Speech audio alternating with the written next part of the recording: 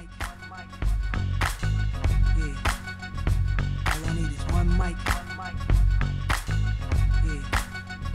All I need is one mic. Hey everybody, welcome back to a new episode of One Mic, where I watch shit so you don't have to. And today I'm here to talk about Snowfall, season 4, episode 8, entitled Betrayal. And I want to start this episode by taking back every nice thing I said about what they've been doing with the Teddy and Gustavo storyline, because they went right back to square one this week. What the fuck was that? Like, I'm pissed off about this because I spent the first 3 seasons, and if you go back to the first episode, the first video that I uploaded to this channel about Snowfall, it's about season 4, episodes 1 and 2, I said that one of the problems I've had with the show is how they've handled Teddy, Gustavo, Lucia, their storyline.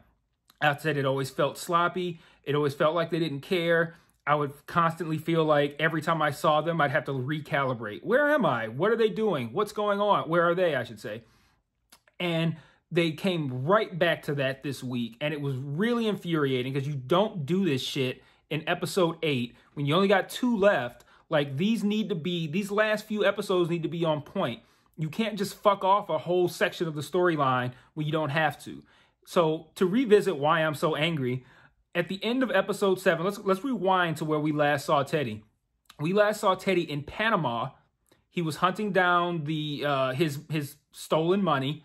He had found supposedly the guy who had stolen it or redirected it, whatever the guy did.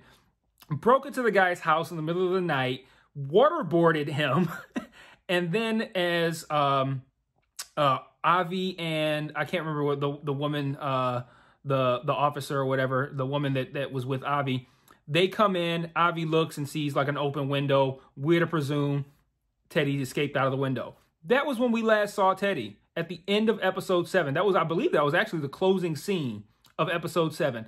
We open up this one and he's in the fucking jungle. Where the fuck is he? Like, you can't do something simple like just put like a country name at the bottom of the screen, something like that. Like, if you don't want to be, I don't like having my hand held by a director or a showrunner. You don't necessarily have to say, I am going to blank. You could do something like, I need to find out where my guns are. And then have another character go, well, last I heard, your guns are in blank. And then you don't have to do anything else after that. When I see that character again, I'm going to assume that they're in blank looking for their guns. So that's a way of doing that without directly saying this is where I'm going or putting something on the screen like that.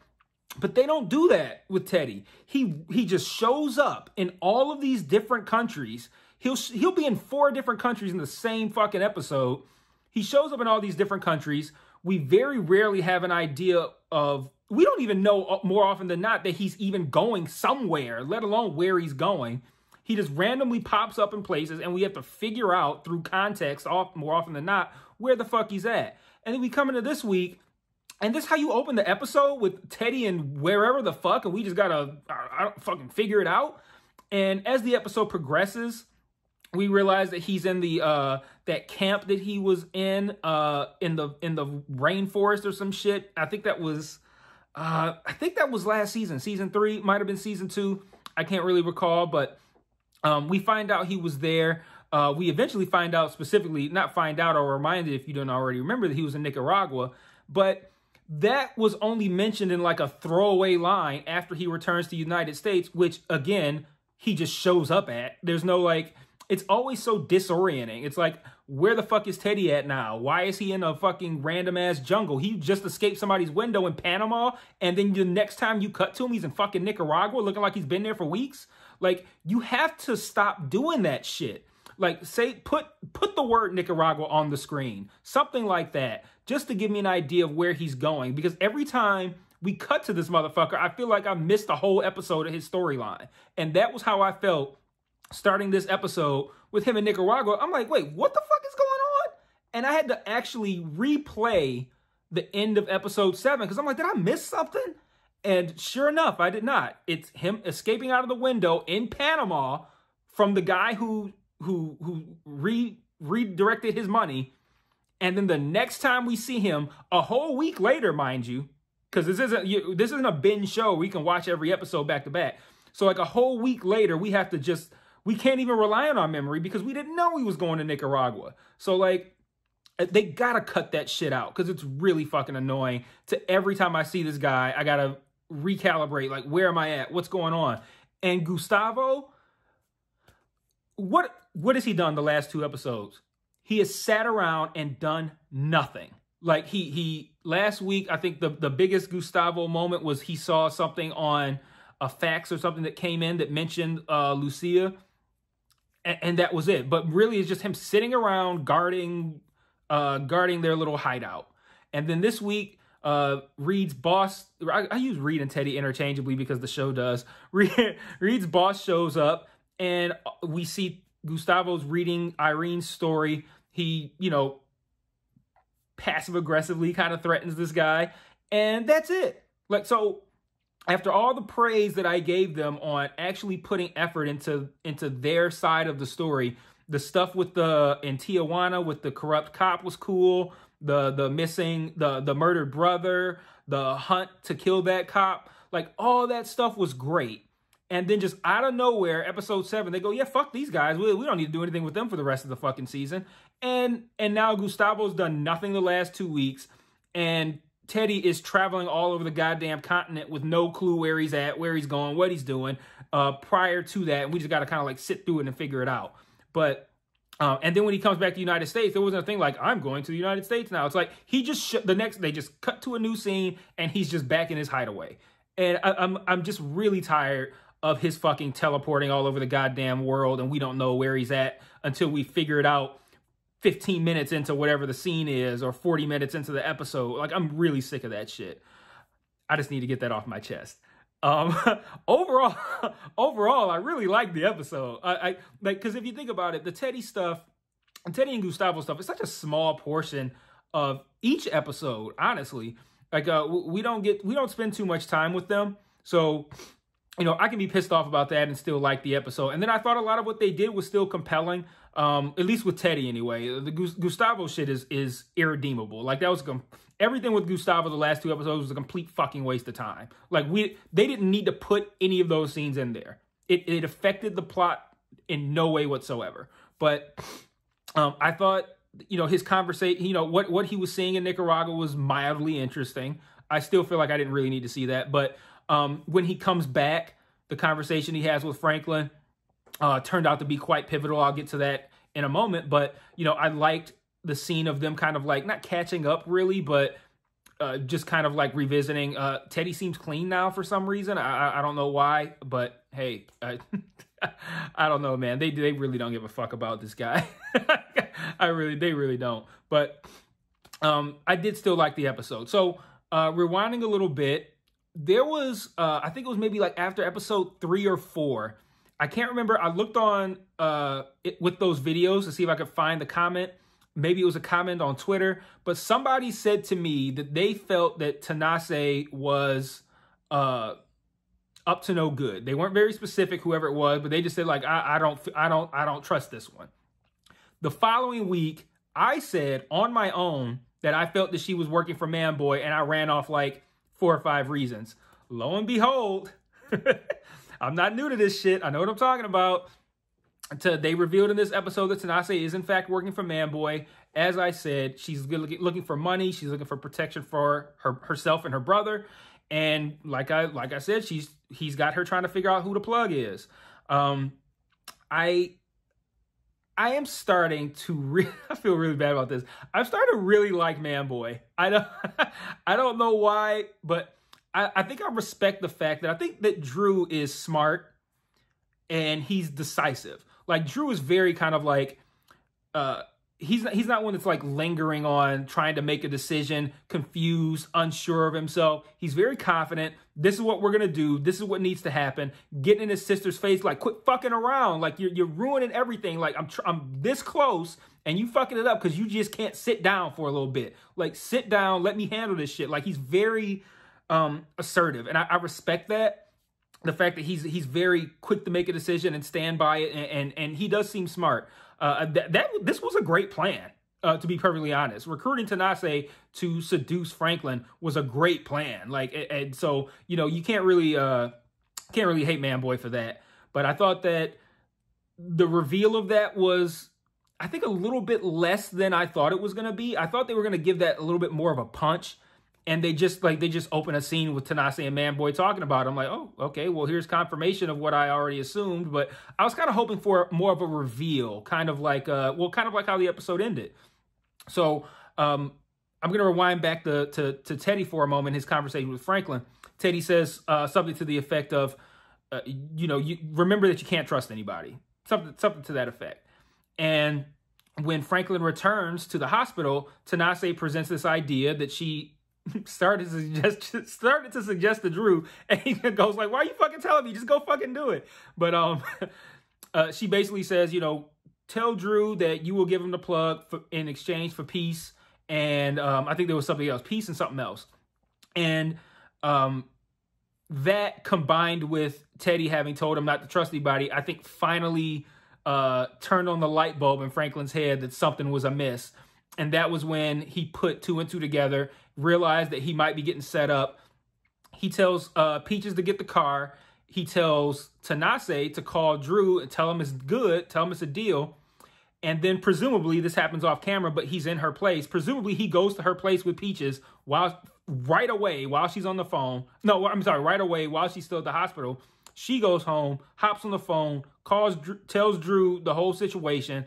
And presumably Franklin and Peaches were just like around the corner hiding, heard the whole thing. Franklin pulls the gun. How long you been betraying me? Now, I don't think Franklin's going to kill her. And that's why they ended the episode with no resolution to that. I think what's ultimately going to happen is he's going to make her flip on Manboy, which will work out really well for Franklin in that respect. The whole Manboy Scully situation. I think forcing Tanase to change sides, which I was wondering for a moment if she was doing that in the moment, but she wasn't. I think that could help him solve that situation. How he's going to deal with Irene's story, I don't know. So last thing I want to talk about is Irene's story. The episode opens after the Teddy scene that pissed me the fuck off. The next scene is everybody's essentially... this is after the title credit. Everybody is essentially reading and taking in Irene's story. There's a conversation in the barbershop like, yo, this shit, we know it's Franklin, yada, yada, barbershop talk, right?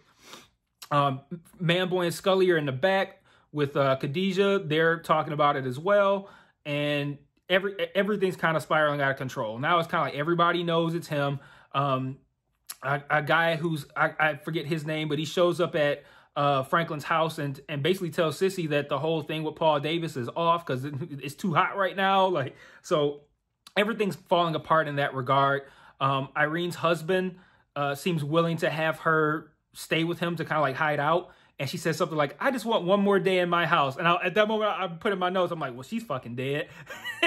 And it didn't work out that way, but Teddy breaks into their house and injects her with something in a syringe and says, tomorrow you'll wake up, the next time you won't. But the only thing about that is the story's already out. They mentioned something about a part 2, and I'm like, okay, you can't just who does that? Like there's a multi-part story and you just don't tell us. Like I thought she just put the story out and that was it. Here's the information. But now supposedly there's a part 2 that they're trying to avoid having come out, that's a little suspect, a little messy to me as well, but I'll let that slide. But the damage has been done, so I don't really know what taking care of Irene solves. Like if Teddy had just killed Irene, the story doesn't vanish. You'd have to kill her before the story gets out, but it's out, so what difference does it make? But Irene has been, I think, a combination of naive and stubborn. Her husband calls her stubborn. I call her naive because the same thing that Franklin said to her, like, you think you can fuck with the CIA and everything's going to be smooth? Like, he's going to let you just put out slanderous CIA stories? And the newspaper guys even said something to her to the effect of, like, we're not going to out an active CIA agent at this newspaper, which is true. Like, you probably not something you want to do, even though it's very clear what Teddy is doing is wrong. So I did really enjoy this episode despite all the slander I had for the Teddy stuff. But I think as much as I hated the Teddy stuff, to counterbalance that, which is why this is canceled out and I still really like the episode, as usual, I liked everything with Franklin's side of the story. But in particular, the scene at Fatback's funeral, which everybody with half a brain, including the individual, the characters in the show, plus us watching, knew that going to Fatback's funeral was a real bad idea. Khadijah shows up there, drive by, hits Louis in the stomach, and Louis ends up in the hospital. I thought Louis was dead initially because there was like a huge pile of blood underneath her, and she had stopped, like she was kind of screaming, and then she stopped. I'm like, ah, fuck, Louis is dead. I thought they were gonna kill off Jerome, by the way. But as the episode progressed and Louis was very adamant about not going to the funeral, and then Jerome goes, I'm going to go to the fucking funeral. I don't give a fuck what you going to do. And then when they actually get to the funeral scene, everybody is there. Like, you know, Franklin, Leon, everybody's at the funeral. So I'm assuming, like, if Louis walks up, that's probably, like once I saw that Louis wasn't there and that Khadijah was, I'm like, yeah, they're going to ride by and they're going to hit Louis. Like, because I thought they were going to hit Jerome. But anyway, Louis ends up in the hospital, and there's a really great scene. And I want to shout out Amin Joseph because I feel like he plays Jerome. I feel like he's